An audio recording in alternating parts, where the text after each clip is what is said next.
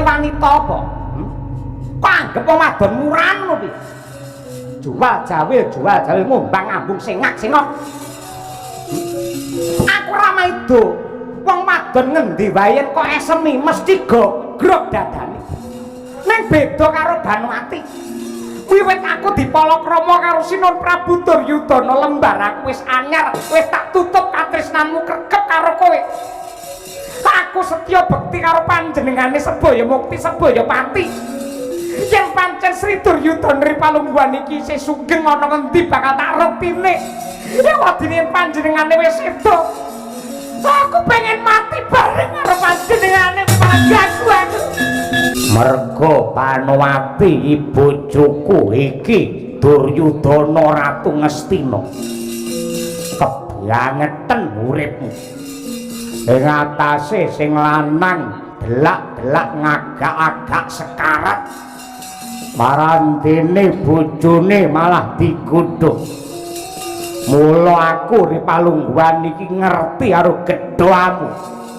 Nadyanto kowe iki ngakune wong utama ning sejatine kowe iki wong menista sing kudungan dharma lampimu. Ing mirata nenggih Prabu Maksapati miwah pangestunira ingkang Ibu Dewi Kunti Talibrata. Prasasat kaya bedol payung para Pandhawa lumampah lon-lonan tumuju marang negara Ngastina boyong marang negara Gajahhoya. Mangkono sak marga-marga para kawula sami paring pakurmatan nyubya dhumateng para Pandhawa, kurmat dhumateng para satriya dharma. Ora kaya ing mapan ing kraton negari Ngastina ingkang musawetawis dangu siyaga ing diri sawiga ing Gatyang Krantu pratane Pandhawa. Hanenggih Sang Adipati Dastarata miwah ingkang garwa Dewi Gendari.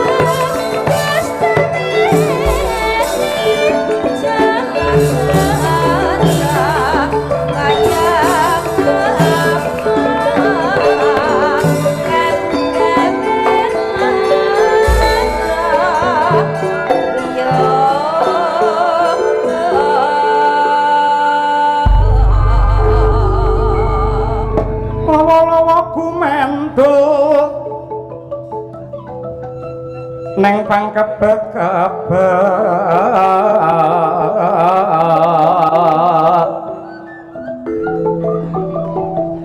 oh lir hamelu susah yen to bisa mus pakene Pandhawa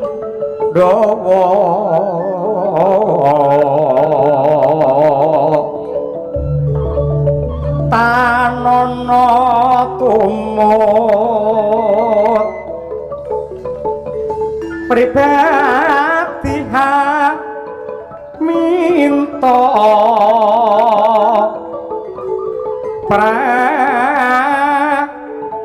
janyo sepale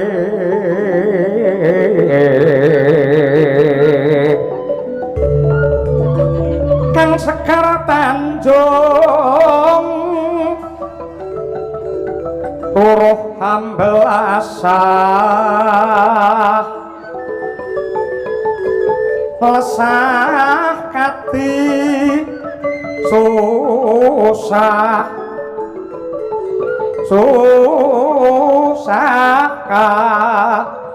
bisa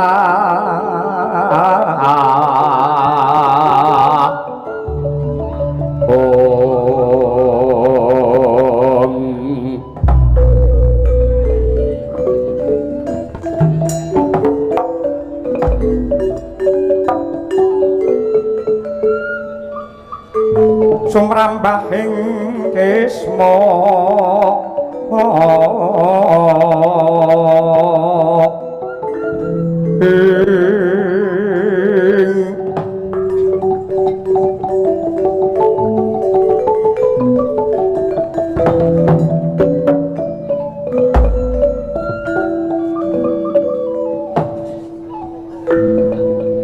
jagat Dewa Bathara jagat Mangestungkara.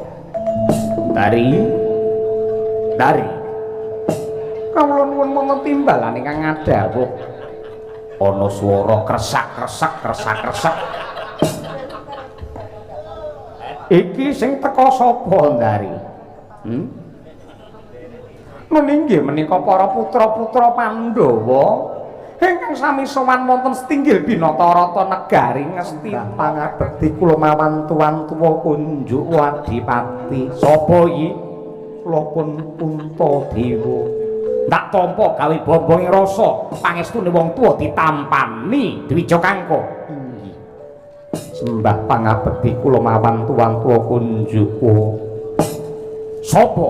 Kula pun Arjuna. Ya Permadi ndak tampa pangestuku tampanana. Inggih Kurawa nanggen kula mundi pasaku katur Destarata bapakku suarane kaya gluduk Werkudara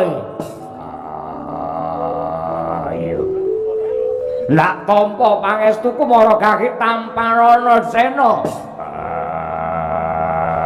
ayo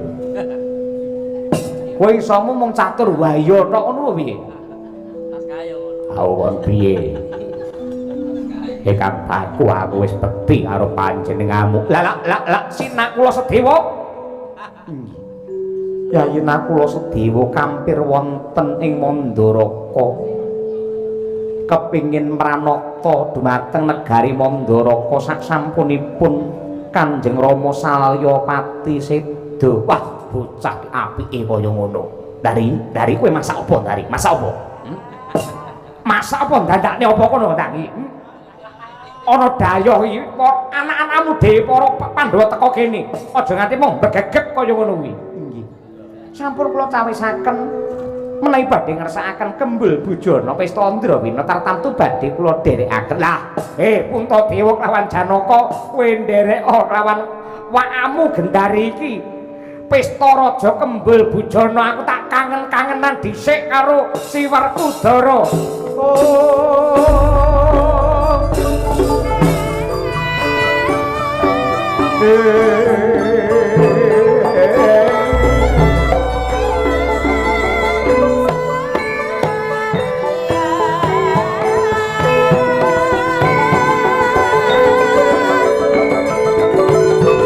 Dene pamaning tata berbuti bawa laksana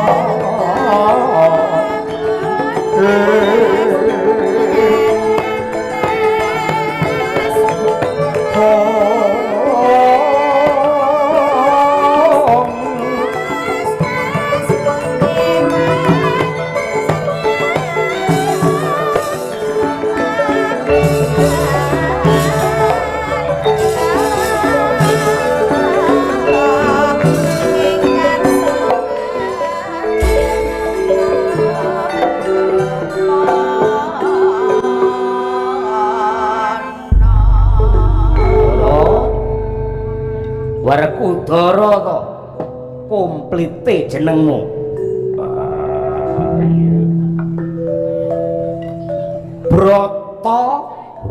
Sena. Yen Sena nglumer. Kok nglumer? Tegese atiku ajur mumur Bratayuda rampung aku teka karo dulurku dhewe. Tegese kuwi isih duwe rasa kamanungsan. Mesti mergo aku iki menungso. Kabare Dursasana sing mateni kowe. Ya. Tak jambak rambuté. Ciblok kang dadi tobonge tak kempit ngangge pupuku. Tak ajar setengah modar. Rame kuwi. Lakon kuwi rame jambakan Dursasana yen ra percaya taun ngarep bersidi sananggapo kuwi. Nglumer ora kono. Banjur tak kokok ketiye Dursasana. yo iki kramas karo Mbak Yuku Pancali yo Drupadi yo Dewi Kresna. Lho, Kresna ki wedok to? Drupadi iki Dewi Kresna jenenge akeh. Kowe tega Yo tak poteng-poteng tak pedhoti tangane sikile tak sebarke blak papak. kowe kok mentala kaya ngono kuwi. Mentala wae mergo anakmu ngundawa ing panggawe. Anggere metu jogetan mesti gawe kesro gawe gendro. Dursasana anggere metu halo babu bingung iki arep bedayan warep piye. Jare Durmagati Citraksa ya mati ana tanganmu. Mau dudu aku sing mateni tak glundungi gada rujak pulu. Rujak pulu glundung ningkes karo anakmu telu kuwi. Benteng akhire awake dadi nglumer. Duryudana jare kok tindhi watu gedhe. Prasasat wujude kaya buta ning tengah alas. Ya bener. Dheweke ora urip ora mati tinimbang berangkangan mengko ganggu para kawula kula tak tindhi men ra iso ngalih Apik Sakyatri sang kapirang pinangkul kinempet-tempet terus sang raknaning bawana Werkudara. ya ndak tampa ya pancen kaya ngono kuwi lagu lakon sing pancen kebak pitukon.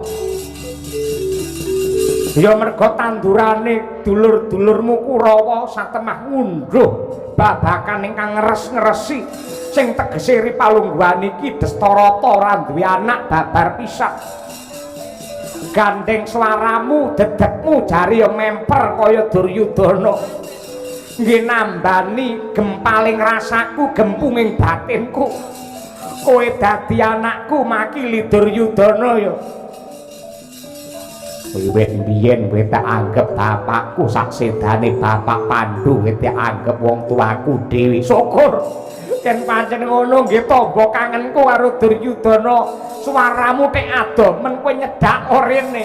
Aku pengen ngrangkul bangkekamu Werkudara.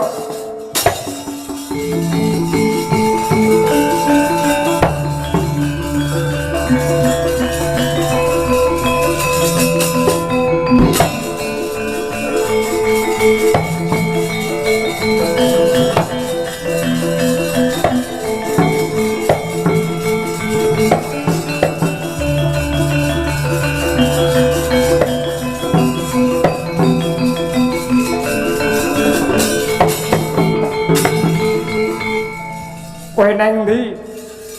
Aku wis ana ngarepmu pas. Wah.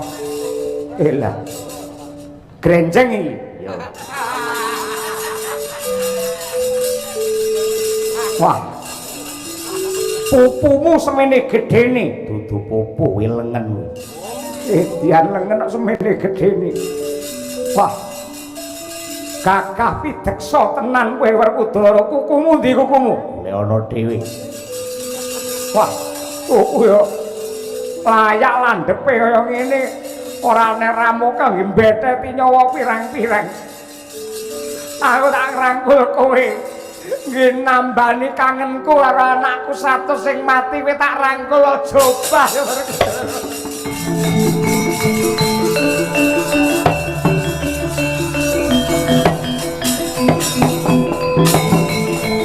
Nindakake sanggit rungsit reka daya sandi upaya. Anengge sang adipati Destarata ingkang kaya bledak-bledakok dadane merga kaya gedhene rasa sengit mateng para Pandhawa mligine Dyan Werkudara. Tata gelarang rangkul bangkekan parandene amegeng napas lan upus ngetok kadigdayan linangkung nengge aji lebur geni epek-epek asta muruk abang makantar-kantar ana swara jemledor gada rujak pola ambyar dadi lebu.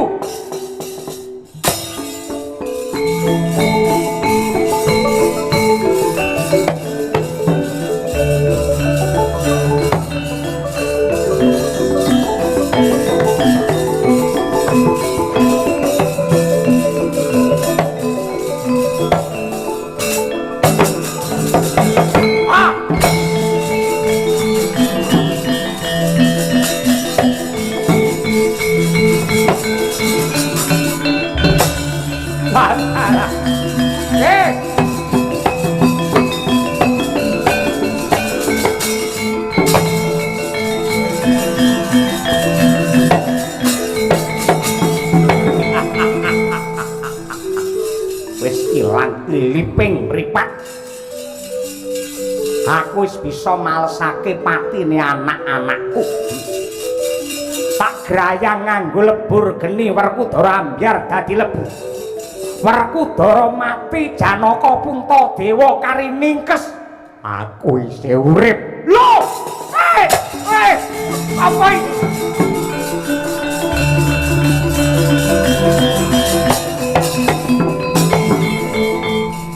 Kebangetan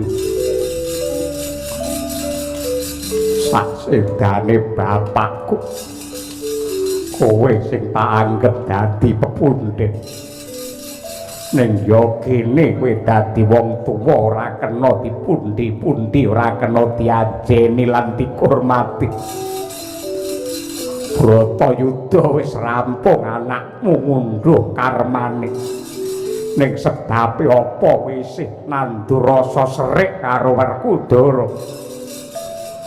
Aku sejatine welas nyawang karo kowe sing caca netra calahina ning hemane sing picak dudu mripatmu tok ning atimu ya picak.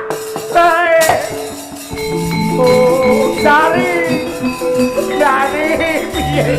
Ayo lunga Dari. Kendari.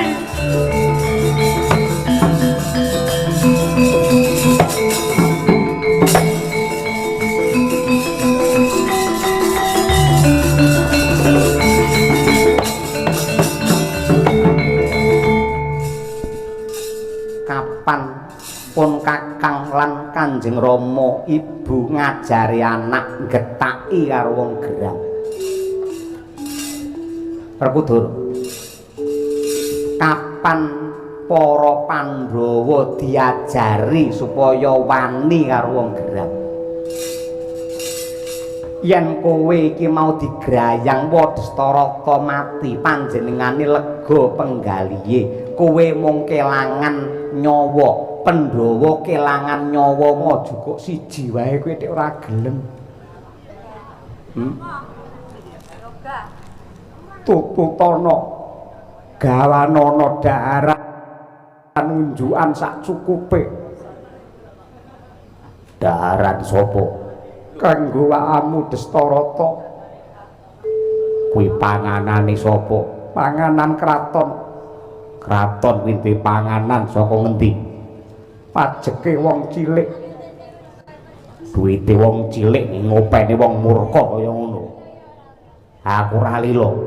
Yen aku getak karo wong gerang dianggep dosa, dosa ndak sanggane dhewe.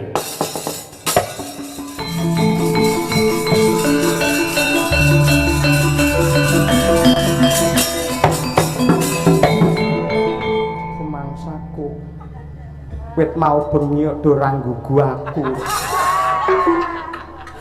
Nasib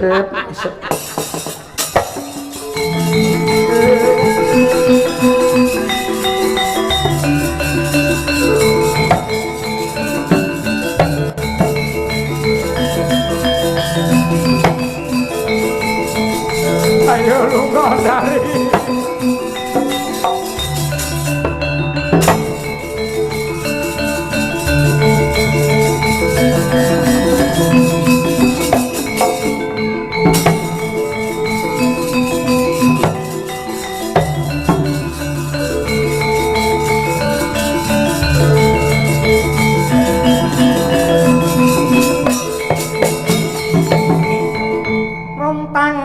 ranting busanane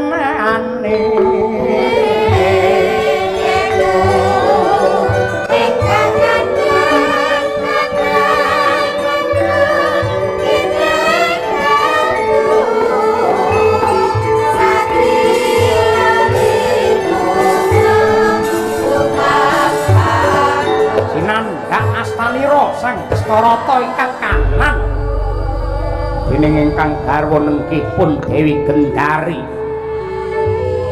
lumajar kapiyandhem nadyanto kudu kesandung-sandung sukunira sang Dastarata parandene datan rinewes mlebu wonten ing alas gedhe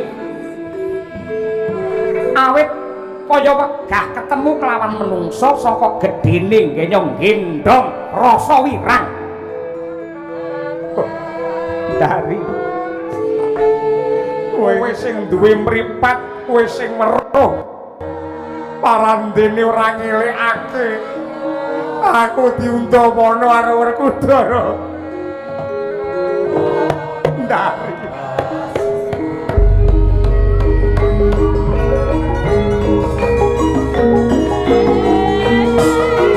aku nibake lebur geni ya manut karo kowe.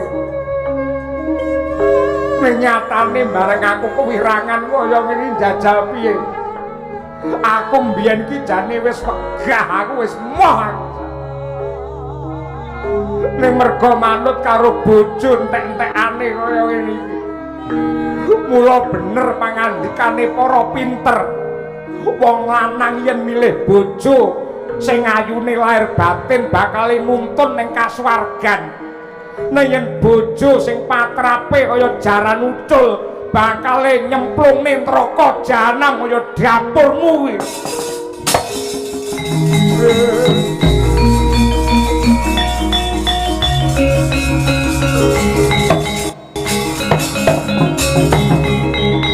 Kula menika sampun bosen. Bendina diseneni ae. Apa-apa didukani ngene salah ngono salah. Tewel.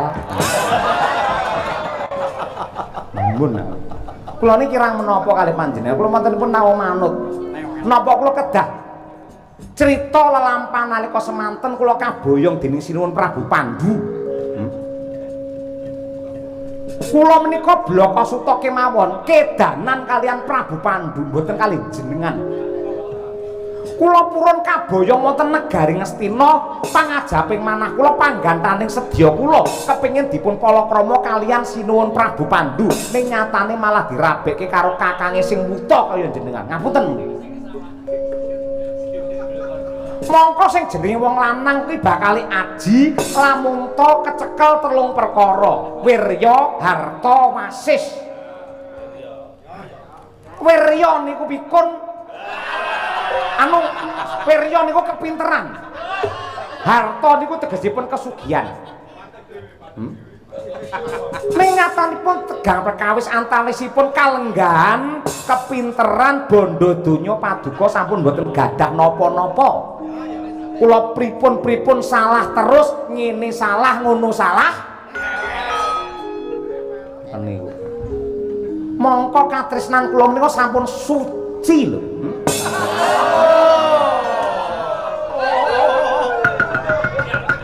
Biyen wong liya saiki wong liya. Lek urip dhewe-dhewe kuping kula pun mboten kuat bendina manggiyetak. Dari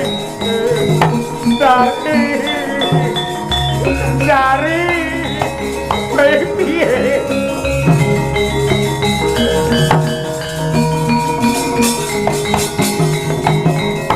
ngatasi ning tengah alas kowe malah ninggalake aku mongko aku ki Caca Netra kaya ngene yen lelakone kaya ngene iki duweku ya mung kowe malah minggat. Aku wis ora duwe apa-apa, aku ora duwe sapa-sapa, wis ora duwe pangarep-arep urip.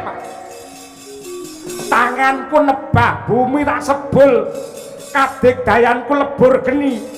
Alas iki men kobong, aku mati, kowe ya kudu mati. Nang donya aku kok tuntun, besok ana kelanggengan aku ya tuntunan dari. Oh.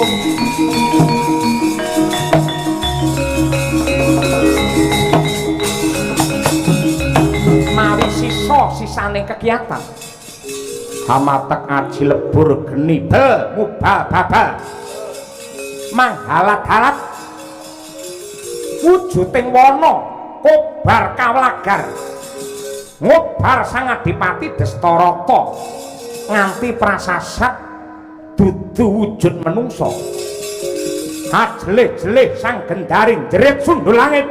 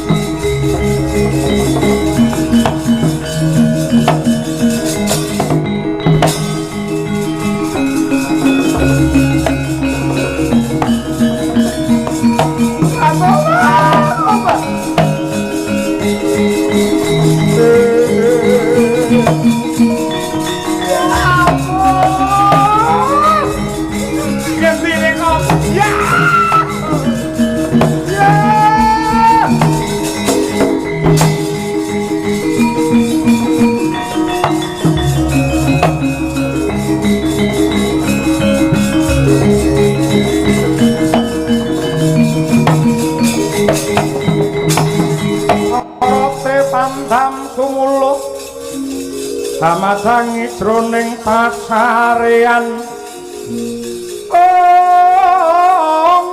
ora kaya pamadya Pandhawa Dyan Arjuna manjing wonten ing kedaton kadileng-leng Ngastina hanoleh ngiwa suwung nengen sepo ngengleng bingkleng anglamong datan manggihake katresnane nenggi Sang Banowati Majar kapiandhem mlebu alas.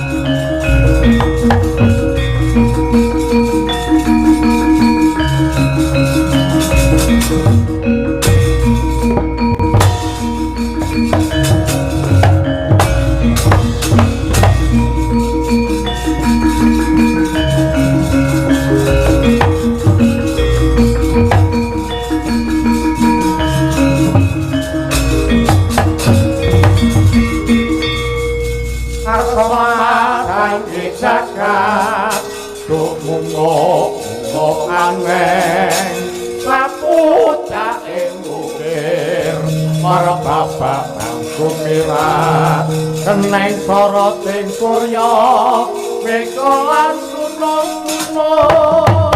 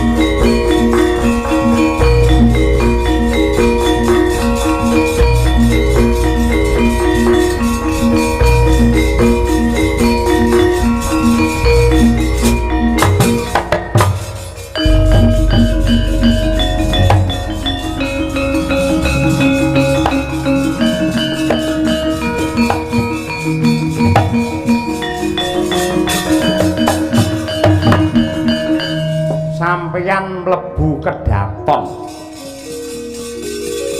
kula tingali tolah-toleh wonten ing taman Eden taman Kadilengleng sampeyan goleki wong mboten ketemu praupan sampeyan pasuryan sampeyan terus abang mboten pamit kalian Ponokawan sampeyan mlaku ning dalan nadyan akeh bakul bakwan sampeyan ora jajan ngeblas teng alas petuk karo bangsane kewan sampeyan diajar kaya wong kelangan kamanungsan mang tibani panah-panahan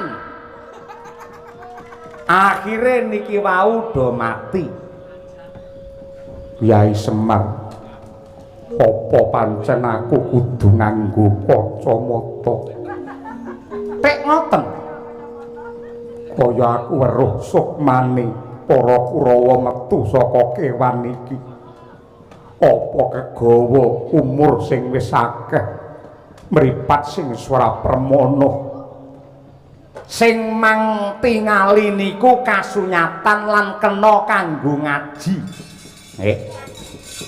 kula tak cerita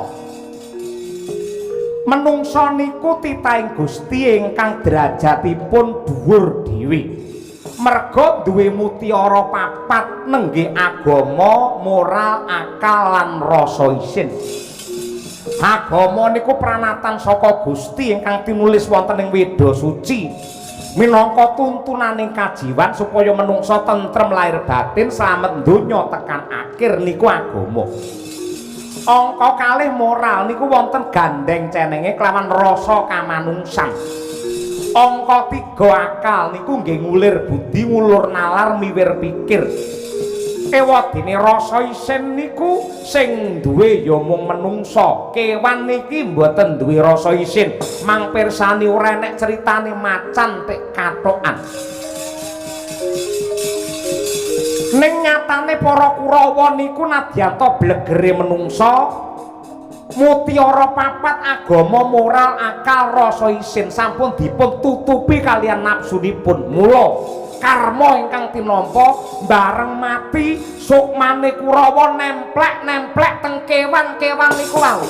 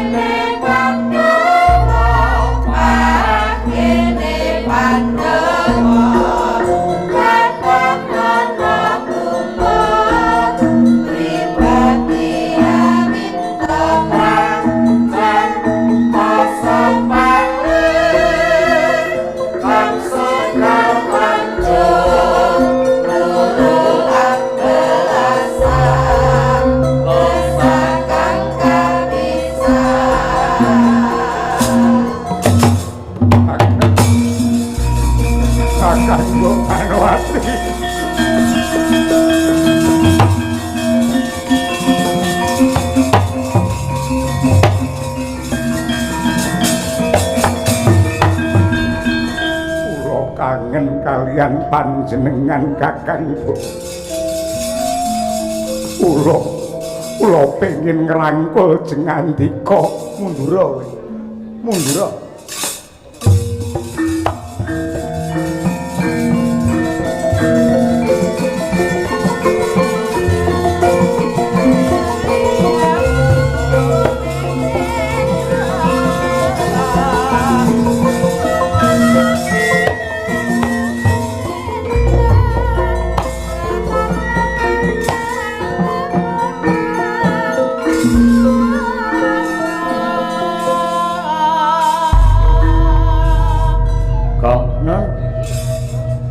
Petuk karo pacangane lawas, Gong. Sapa? Arep nglumer. Kuwi terus tak koprok ora. Biyen kuwi Ndara Janaka karo Ndara Banowati kuwi nalika sekolah kuwi sak bangku. Dadi kursi loro, bangku siji ditulisi. Kursine Banowati tulisi Janaka, kursine Janaka tulisi Banowati. Ngono kuwi. Nganti tekan kuliah ya mengkono. Kabeh kursi loro genti ditulisi. Ya kuwi suci mengkono. Maknane apa? Suci ning katresnan ngono antarane wong loro. Ning karepe wong tuwa beda, Ndara Banowati rabi dhewe, Ndara Janaka rabi dhewe. Ndara Banowati dirabi karo ratu. Ning Ndara Janaka uripe kaya wong sintru. Ndara Banowati uripe mulya ning Ndara Janaka uripe rekoso. Ndara Banowati nek ndi-ndi nitih kijang, Janaka kijang-kijang malah. Kejang-kejang lho. Heeh, ngono kuwi. Saiki petuk nang alas. Ing Wanagung liwang tak tok dudelan tok tuntuk. Ponokawan padha menenga luwih dhisik. Bingung anggenku bakang rakit sastra kang indah iki mengko. Ngrokok apa piye kono? Telas nyuwun Den.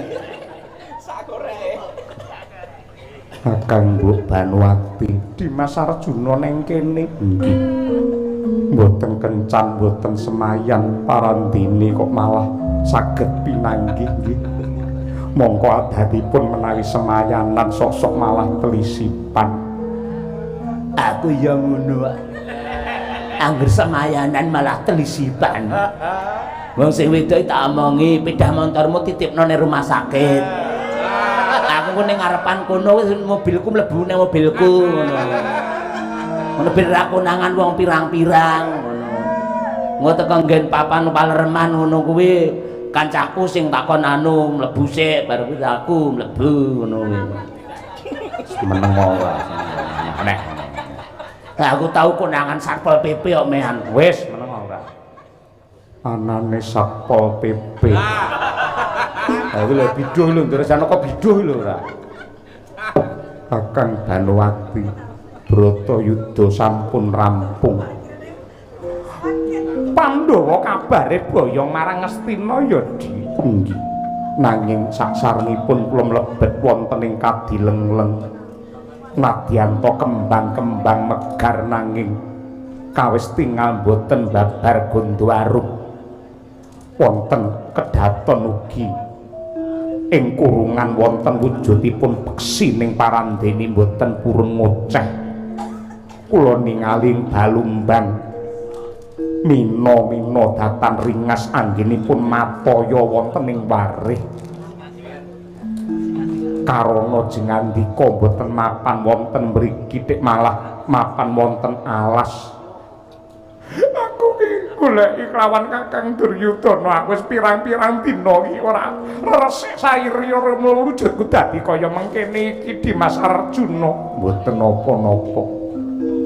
Piyayi menika menawi ayu rados sesasi tetep ayu. Padha karo bojoku. Wis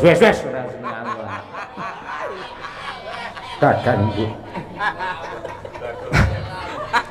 panjenengan lak taksih kemutan nalika wonten ing bangku pawiyatan ing pawiyatan Madya Inggil. Kata-katane angel diterima iki Madya Inggil iki apa? Nate sumpah prasetya sebaya mukti sebaya pati. Aku ero mbiyen wong loro bar tanggapane numpak becak. Gandeng sak mangke Bratayuda rampung kabaripun Kakang Duryudana sampun seda. Tegesipun boten wonten ingkang badhe dados beteng anggen kula badhe nyucuk dumateng jatining pamarem. Kakang monggo kula dherekaken nyambung pedoting katresnan ingkang sawetawis menika kajamah dening kamurkanipun Ratu Ngastina. Ritu mawur mangawur-awur arahan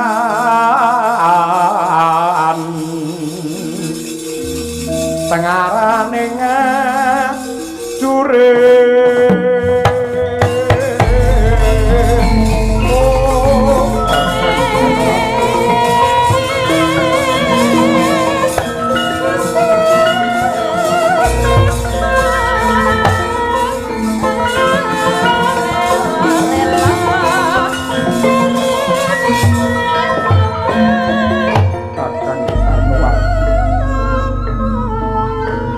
aturi welas kalian kula.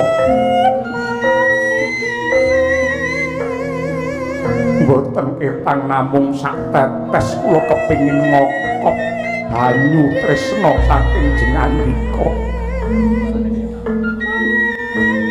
Lumayan jagat uriping langit kula bengi mboten wonten piyayi ingkang kados panjenengan.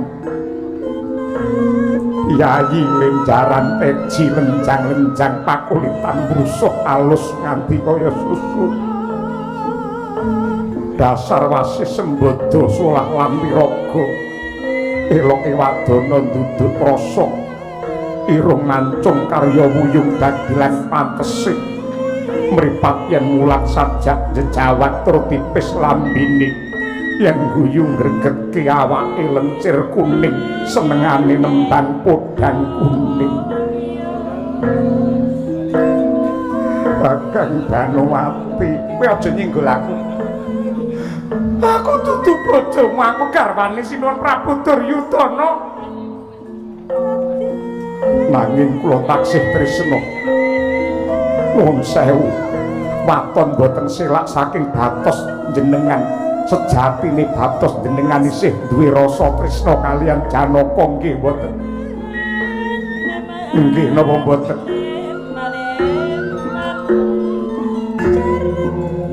Mangsawang kula. Mangsawang kula. Mripat kula mangsawang.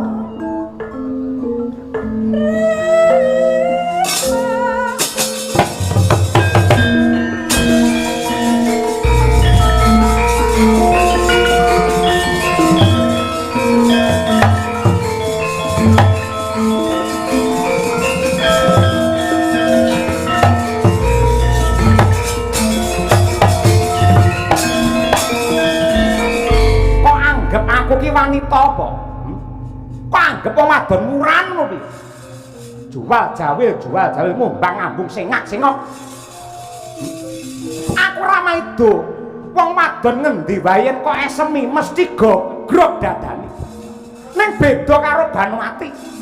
Wiwit aku dipalakrama karo Sinuhun Prabu Duryudana lembar aku wis anyar, wis tak tutup katresnanmu kregep karo kowe.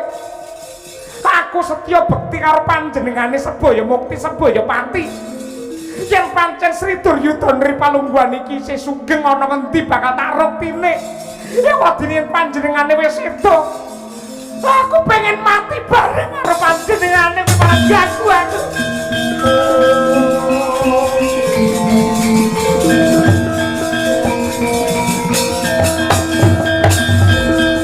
Rebeki jagat Jolo Ngundulakoso Banowati bumpahnya setya bekti mring Sri Duryudana mangkono kepireng ingkang nembe agak-agak sekarat nenggih Duryudana ingkang tinindhian watu gedhe mangat tutuke kaya guwa mijil nenggih wujuting angin lesus kaya pinusus dandang rajang gulung Banowati sineret sinerot den gaglak manjing ing anggane Duryudana ing Batos ora trima tinimbang bojone dipangan Janaka.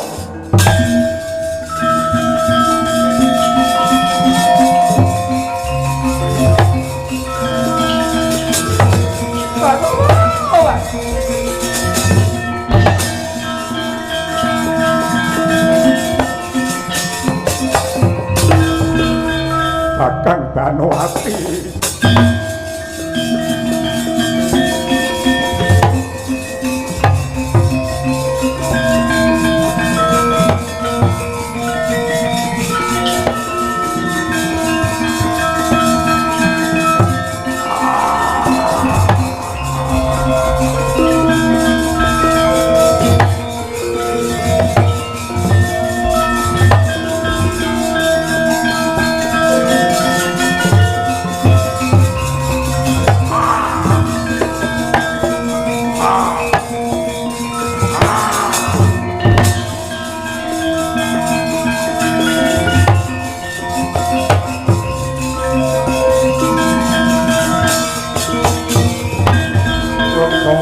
lerke netap supaya yak sinipi jojo bang mawingo-wingo lengis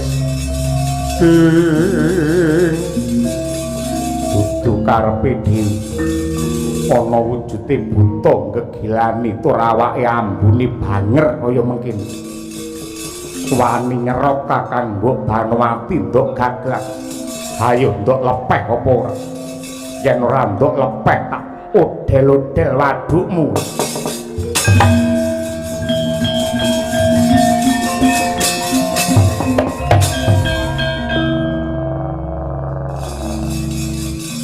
Janaka Banowati arep tak jur arep tak luluh kuwi urusanku.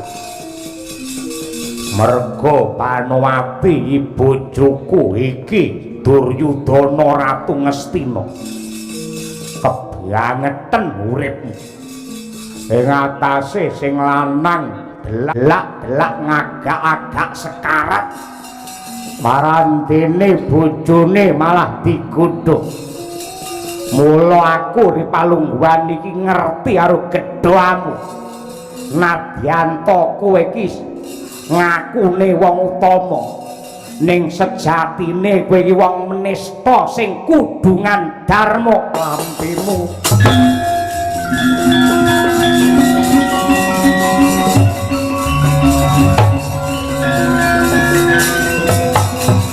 Ayo tibakno panahmu, tibakno ning jantung utawa wetenge Duryudana. Mesti aku mati. Yen aku mati tegese sing mateni Banowati ya dapurmu kuwi. Aku patenono. Banowati melu mati. Aku patenono.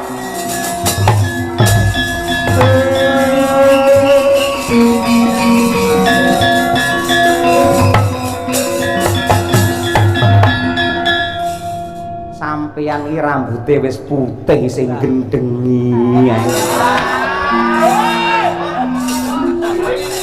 Ra isin disawang karo anak putu. Sampeyan iki calone duwe putu, parandene nek dadi mbah nek ora enek lerene anggene goleki othok ombrok kaya ngoten iki. Nggih empun to empun. Sampeyan iki duwe anak wedok, mangeling-eling sampeyan duwe anak wedok. Yen sampeyan ngumbar murka ngoten niku, yen anakmu wedok nggih dolanan wong lanang kira-kira trima apa ora sampeyan? Ayo mulai.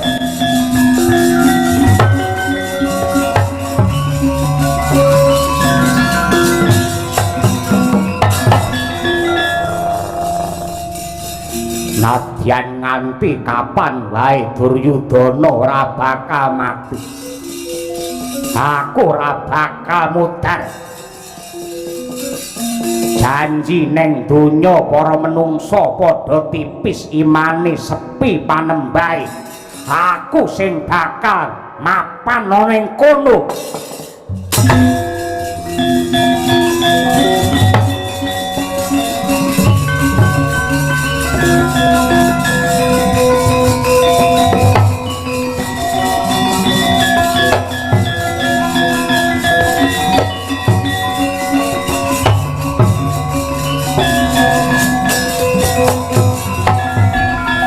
Aduh aduh paman